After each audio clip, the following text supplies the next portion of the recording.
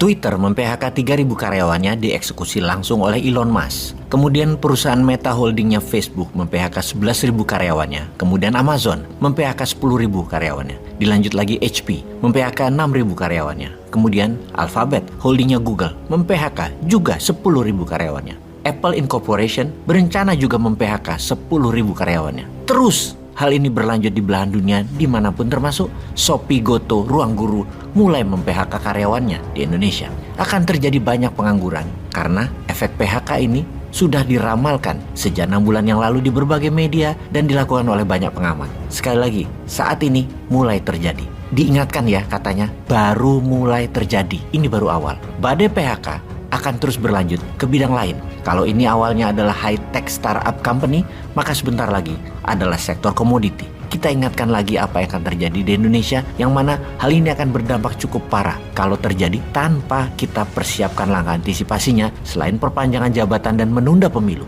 harus ada cara lain. Nggak keren sih sebenarnya perpanjangan itu, tapi ya udah, karena nyampenya segitu, ya monggo dilanjut. Salah satunya adalah terjadinya deflasi, bukan inflasi seperti yang diramalkan banyak pengamat. Sungguh, inflasi tidak perlu ditakutkan. Inflasi ditakutkan kalau negaranya tidak ada produksi untuk pemenuhan kebutuhan dasar rumah tangga. Kunci yang penting adalah kata tidak ada produksi. Seperti sekarang kebanyakan impor, bergantung pada Tiongkok. Katakanlah misalnya ya, kalau kenapa kita tidak takut pada inflasi.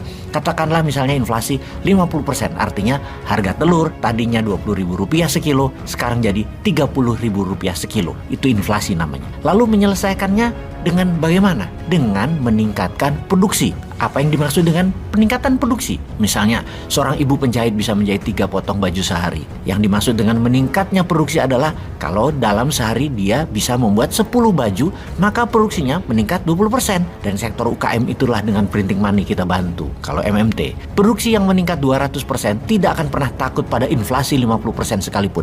Inilah yang akan terjadi kalau di tahun depan produksi tidak meningkat. Artinya bukan inflasi jadi yang ditakutkan negara kita, yaitu stagflasi. Stagflasi tidak akan pernah selesai dengan memberi BLT atau create demand, tetapi bisa selesai dengan meningkatnya produksi di skala massal agar barang jadi murah. Kita kembali dulu ke deflasi, penurunan harga. Deflasi ditakutkan oleh negara produsen atau negara penghasil. Indonesia akan inflasi di sektor retail dan kebutuhan harian, namun akan deflasi di sisi komoditi karena Indonesia produsen komoditi. Ini berbahaya sekali. Kita uraikan dulu agar terjadi kesepahaman di dalam melihat jumlah uang di Indonesia atau GDP nasional Indonesia dalam 1 tahun, yaitu sekitar 16.000 triliun rupiah. Yang 2.500 adalah APBN, yang 10.000 triliun adalah uang yang dipegang pengusaha besar atau para konglomerat, dan yang 3.500 triliun adalah uang beredar di kalangan UKM yang sejumlah 97% manusia Indonesia bergantung kepadanya. Sudah 7 presiden jaraknya ya begitu, ditambah jabatan 2 kali lagi ya juga akan begitu,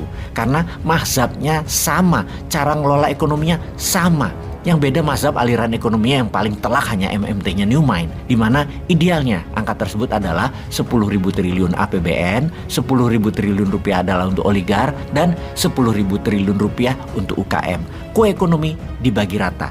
Asing hanya mitra dari oligar dan UKM yang sifatnya minoritas. Juga mereka asing tidak boleh masuk sektor hulu, smelting, hingga refinery sumber daya alam, apalagi mayoritas kepemilikan asing seperti yang selama ini terjadi. Jadi, kita masih akan menikmati hal ini selama 2 tahun ke depan, yaitu oligar, penguasa 10.000 triliun yang bergantung pada komunitas, kemudian batubara, nikel, CPO, kelapa sawit yang terbesar dari total ketiganya bisa mencapai 3.000 triliun per tahunnya. Juga hasil sumber daya alam lainnya.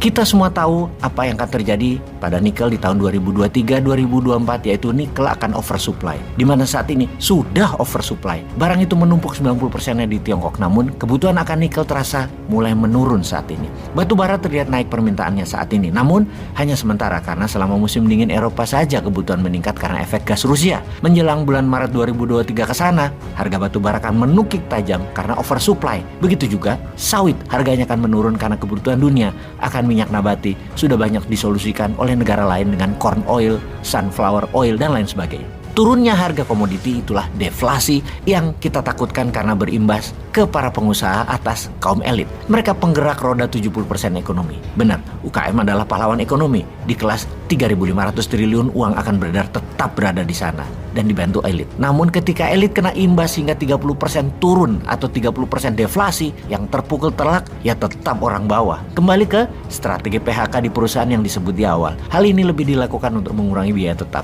reduce cost. Di musim dingin atau winter time, secara natural semakin besar pohon, maka semakin banyak daun yang dirontokkan. Mereka mengurangi biaya, mereka harus menghemat tenaga. Dan kalau posisi Anda daun, pastilah ditebang, pastilah dirontokkan. Kalau Anda batang atau cabang, apalagi akar perusahaan, Anda tidak akan dipotong. Tidak ada sinar matahari untuk fotosintesis yang membantu pertumbuhan pohon. Sedikit sekali cahaya sinar matahari tersebut setiap harinya di musim winter, paling lama hanya 6 jam. Maka perontokan daun adalah solusi untuk tumbuhan tetap hidup. Tahun 2023 dan tahun 2024 adalah winter panjang bagi ekonomi. Bukan cuaca yang dimaksud winter kali ini. Harga BBM sulit turun walaupun perang di Ukraina selesai. Minusnya negara Tiongkok bertumbuh di tahun 2022 ini. Yang mana Tiongkok adalah negara ekonomi terbesar di dunia. Negara kakak tertuanya Indonesia. Yang Indonesia menggantungkan trading terbanyak dengan Tiongkok adalah hal yang perlu diwaspadai. Kedepan PHK akan terus bertambah. Berhematlah sahabat dan berani ambil peluang. Tahun 2024 untuk sesuatu yang baru harus dilakukan. Jangan biarkan tidak ada perubahan terjadi.